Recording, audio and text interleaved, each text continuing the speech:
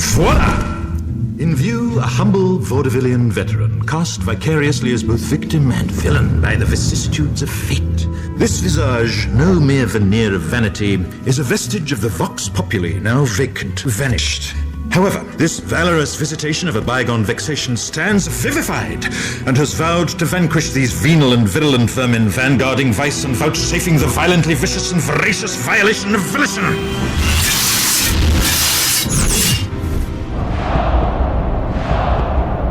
The only verdict is vengeance, a vendetta, held as a votive, not in vain, for the value and veracity of such shall one day vindicate the vigilant and the virtuous.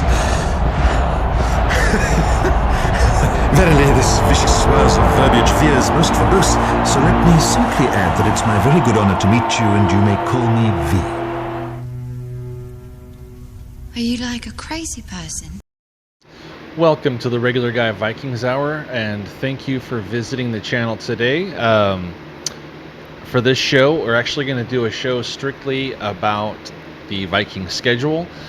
So I'm going to be on cam the whole time, no spreadsheets or browsers or anything for this one. And I'm actually rocking the Adam Thielen jersey for this one. Welcome back to the team, Adam. And so I can't wait for the season to start. We're just one day away.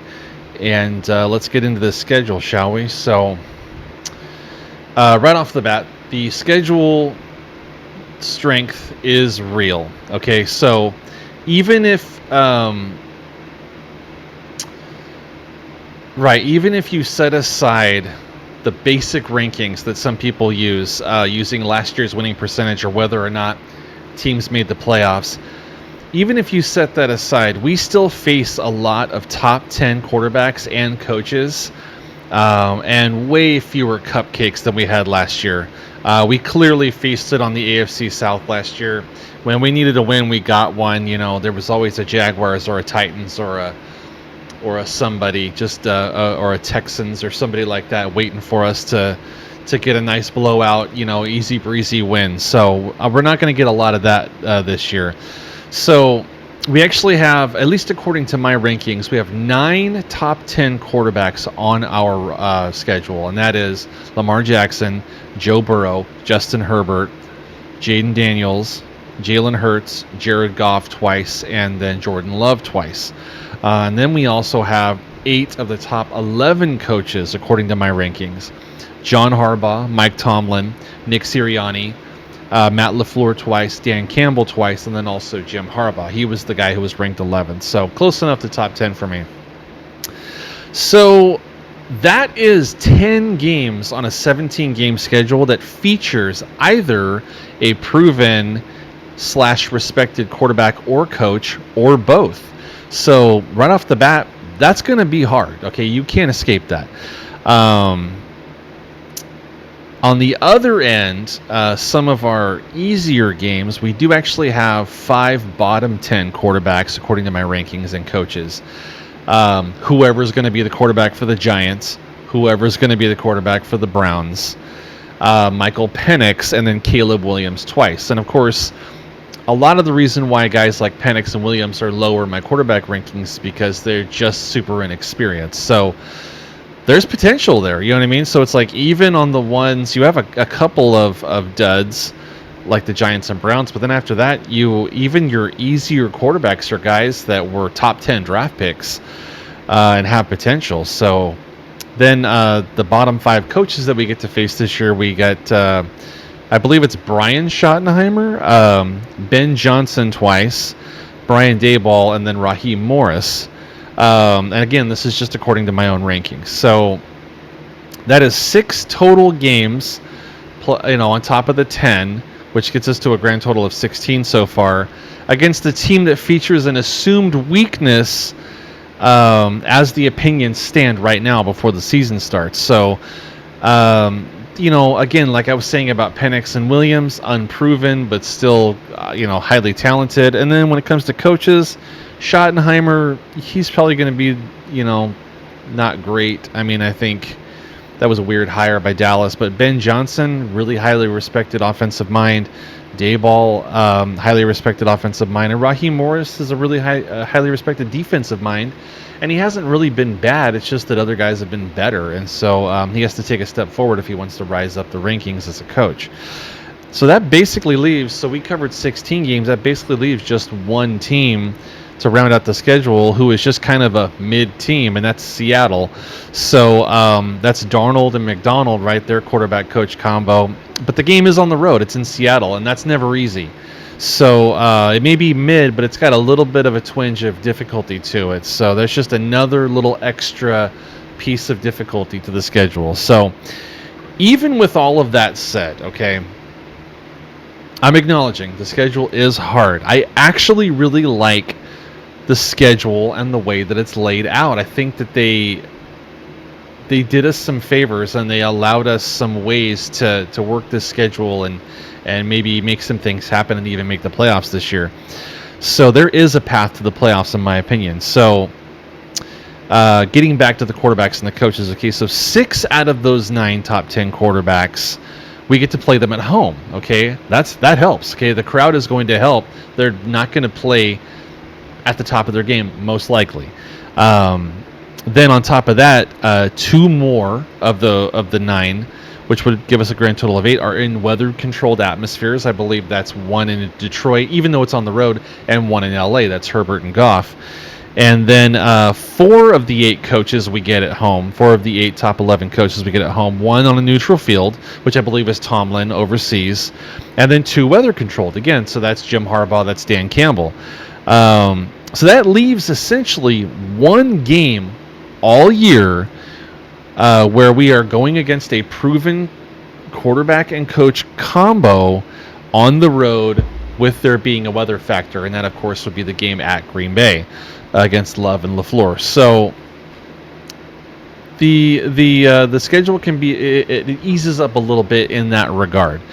Okay, so and even with that kind of painstakingly looking this over and being concerned about whether or not we're going to be, in a weather game or outdoors or, on the road or whatever, I actually feel that this team that the Vikings have built is actually going to change the narrative about the Minnesota Vikings. The Vikings have really kind of been known throughout their history, I mean, beyond the old 70s Purple People Eater days playing at the Met and stuff. Once the Metrodome came along, they're kind of known as like a finesse indoor style team, all offense, no defense. And I just think this roster has been constructed in a way to where now we can win sloppy, ugly games and get away with it and actually win with that style and not just have it be by accident or, whoops, we got one, So I think we're set up to at least challenge these difficulties. All right, so sorry, I've got a fan behind me because I'm in the garage. It's kind of hot out here, so I got to hold these papers down with a clip. Okay, so let's go ahead and continue to analyze the schedule. Okay, so we talked about the quarterbacks and the coaches we're going to face and home and away and all that kind of stuff. But I really want to look at it game by game. I mean, we're not going to go literally game by game, but I just want to look at it maybe in terms of like segments. Okay, so the first 5 games of the year, if we have playoff aspirations at all, we absolutely have to start the year 4-1. 3-2 is not going to cut it. And the reason why is because you look at some of these early teams that we're going to play, Chicago, Atlanta, Cleveland, we're better than those teams. We should beat those teams. This shouldn't even be a question. And then when it comes to Cincinnati and Pittsburgh, we get Cincinnati at home, we get Pittsburgh overseas. We should at the very least split with those, okay?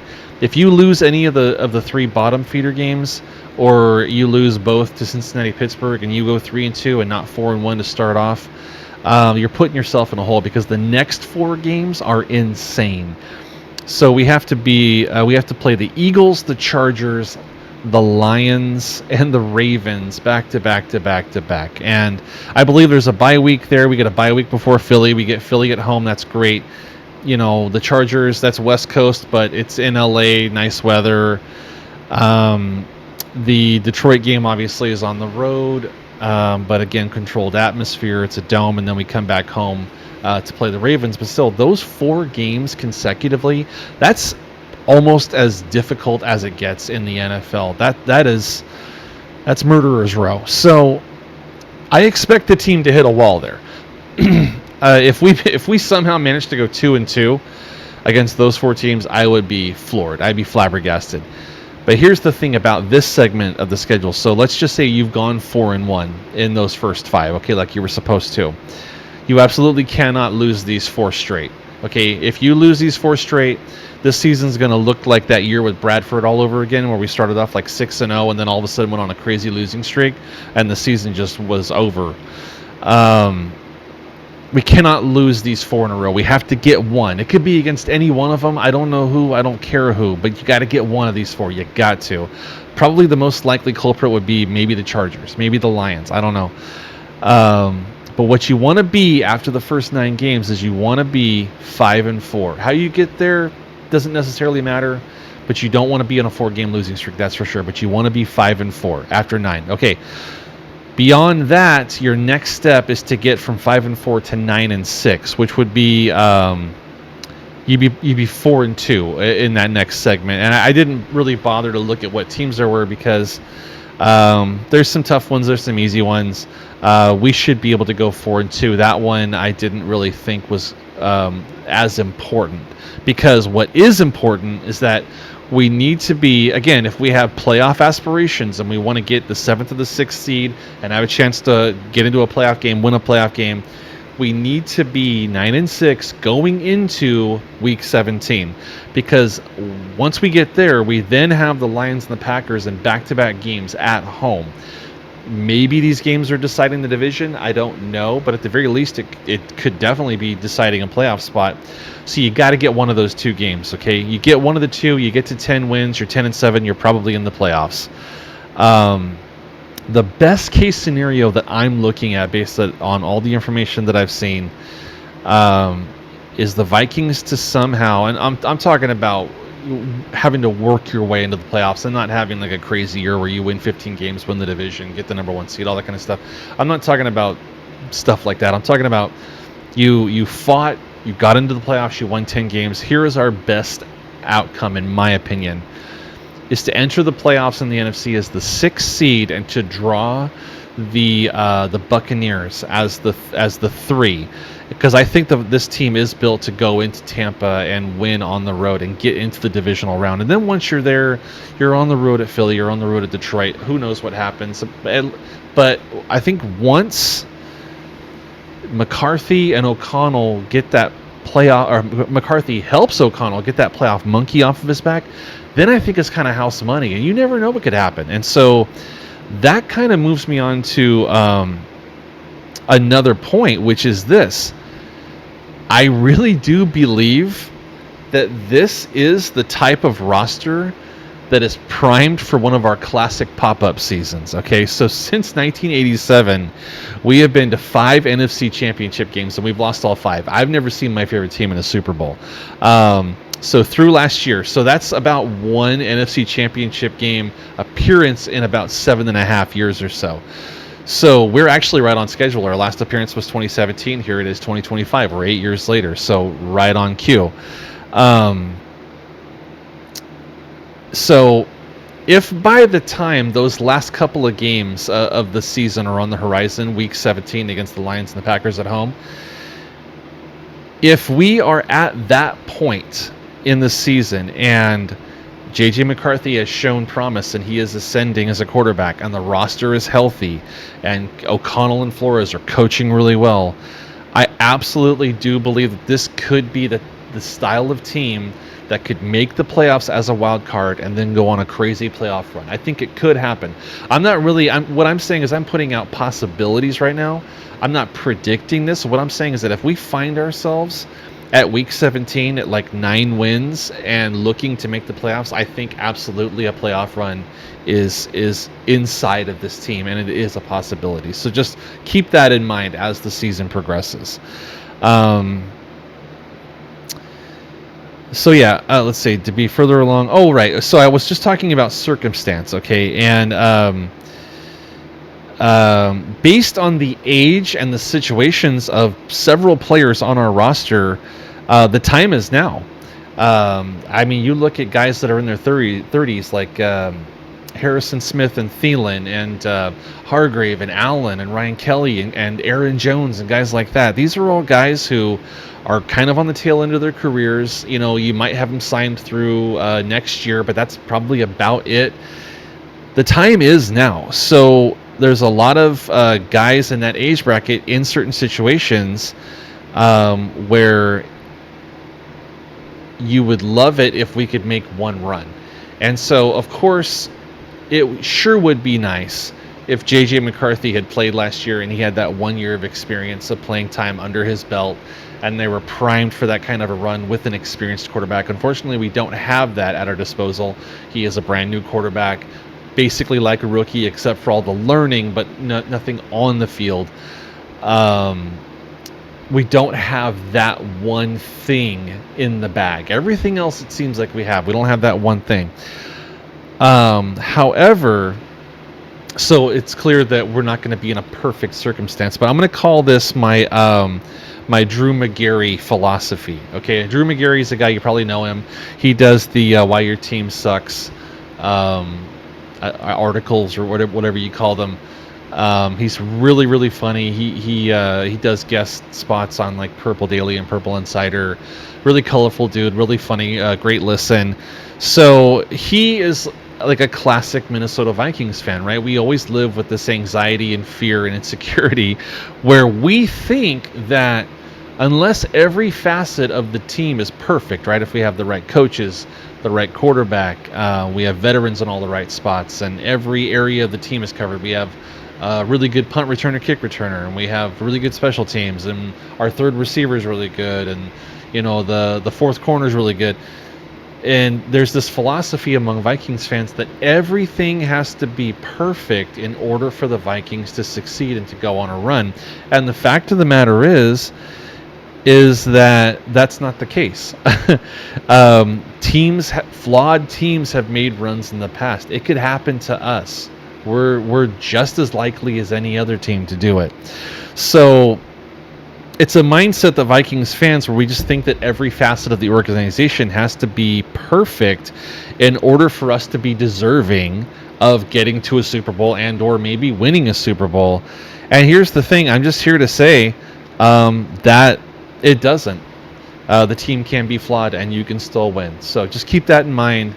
And you know what? We're getting close to game time, so enjoy yourselves. And as we always say, play vicious and be victorious. Peace. Thanks for watching the Regular Guy Vikings Hour. If you enjoyed this video, please interact with my content, such as liking, subscribing, or even commenting. And when you're done with that, come say hello to me over on my social media platforms. Thanks.